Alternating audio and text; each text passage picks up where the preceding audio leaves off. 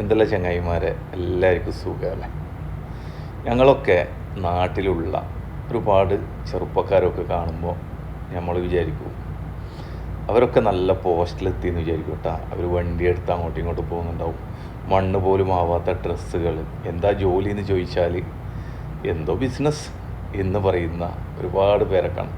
അപ്പോൾ നമ്മളൊക്കെ പറയും, പഠിച്ചോൻ ഓനൊക്കെ രക്ഷപ്പെട്ടു കേട്ടാ, നമ്മളൊക്കെ ഇപ്പോഴും ഇങ്ങനെ പണിയെടുത്ത് ജീവിക്കുകയാണ്, ഓനൊക്കെ പണിയെടുത്ത് ഉണ്ടാക്കി എന്നൊക്കെ പറയും.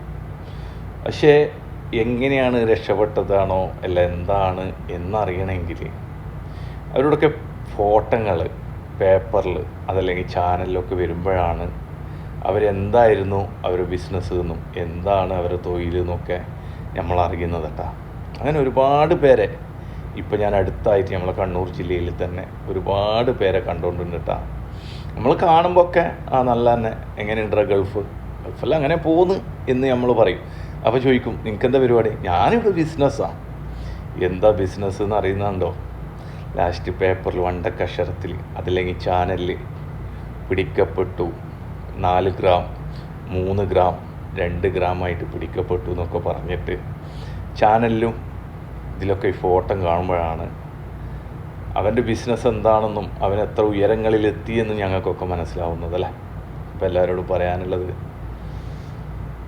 നമ്മുടെ ശരീരം കൊണ്ട് അധ്വാനിച്ചിട്ട് ഉണ്ടാക്കുന്നതിന് അതിന് വേറെ തന്നെ ഒരു ബർക്കത്തുണ്ട് കേട്ടോ. പെട്ടെന്ന് പൈസക്കാരനാവണം, പെട്ടെന്ന് നല്ല ഇതിലെത്തണം, എല്ലാവരെ പോലെ എനിക്കും ആവണം. അപ്പോൾ ജോലി ചെയ്തിട്ടൊന്നും കിട്ടൂല. അപ്പോൾ ഇതിന് ഏറ്റവും വലിയ ഈ കച്ചവടമാണ്.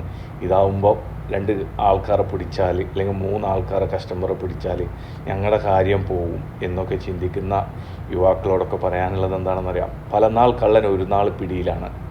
നിങ്ങൾ എപ്പോഴെങ്കിലായിട്ട് നിങ്ങളെ പിടിക്കപ്പെടുമ്പോൾ നിങ്ങൾ ആ പൈസ കൊണ്ട് തിന്നാൻ കൊടുത്ത ഉമ്മയാവട്ടെ ബാപ്പയാവട്ടെ അല്ലെങ്കിൽ ഭാര്യ ആവട്ടെ മക്കളാവട്ടെ അല്ലെങ്കിൽ നാട്ടുകാർ പോലും ആവട്ടെ, നിങ്ങൾ പിരിവ് കൊടുത്ത അല്ലെങ്കിൽ സംഭാവന കൊടുത്ത നാട്ടുകാർ പോലും നിങ്ങൾ വെറുക്കപ്പെടുന്ന ഒരു ദിവസമായിരിക്കും അന്നത്തെ ദിവസം. അന്ന് അവരെ ചിന്തിക്കും, എൻ്റെ മോൻ മയക്കുമരുന്ന് വിറ്റിട്ടല്ലേ ഞങ്ങൾക്ക് തിന്നാൻ തന്നത്, ഇത് ഹലാലാണോ ഹറാമാണോ എന്ന് ചിന്തിക്കുന്നവർ ചിന്തിക്കും അല്ലേ. മക്കളെ കൂട്ടുക, ഫുഡ് കഴിക്കാൻ പോവുക, അവിടെ പോവുക, എന്ത് വേണമെങ്കിലും ചെയ്യുക. അപ്പോൾ മറ്റുള്ളവരെ മുന്നിൽ ഓനൊക്കെ എവിടെ എത്തിപ്പോയി, എങ്ങനെ എത്തിയത് എന്ന് മനസ്സിലാകാൻ കുറച്ചേ ടൈം കൊണ്ട്, കൂടുതലൊന്നും വേണ്ട കേട്ടോ. അതുകൊണ്ട് എല്ലാവരോടും പറയാനല്ലേ, മക്കളെ നല്ല ആരോഗ്യമെല്ലാം ഉണ്ടല്ലേ, അധ്വാനിച്ച് ജീവിച്ചുകൂടെ. എന്തെല്ലാം പണികളുണ്ട് നാട്ടിൽ. നമ്മളെ നാട്ടിലുള്ള പണികൾ ഞങ്ങൾക്ക് എടുക്കാൻ പറ്റാത്തത് കൊണ്ട് അന്യ സംസ്ഥാനത്തു നിന്ന് വന്നിട്ട് അവർ പണിയെടുക്കുകയാണല്ലേ. ഇന്ന് അവരൊക്കെ ചോദിക്കുന്ന കൂലിയൊക്കെ ചോദിക്കുമ്പോൾ പ്രവാസ ലോകത്തിൽ ഞങ്ങൾ പോലും ചിലപ്പോൾ ചിന്തിക്കും മതിയാക്കി പോയാൽ മതിയായിരുന്നു എന്ന്. മതിയാക്കി പോയാൽ മതി എന്ന് ആലോചിക്കുകയാണ്. കാരണം എന്താ? ഒന്നുമില്ലെങ്കിൽ വൈകുന്നേരം ആകുമ്പോൾ വീട്ടിലേക്ക് വരാം, രാവിലെ എണീച്ച് പോവുക. രാവിലെ എണീച്ച് പോയില്ലെങ്കിൽ എന്തായാലും നല്ല ഇതായി.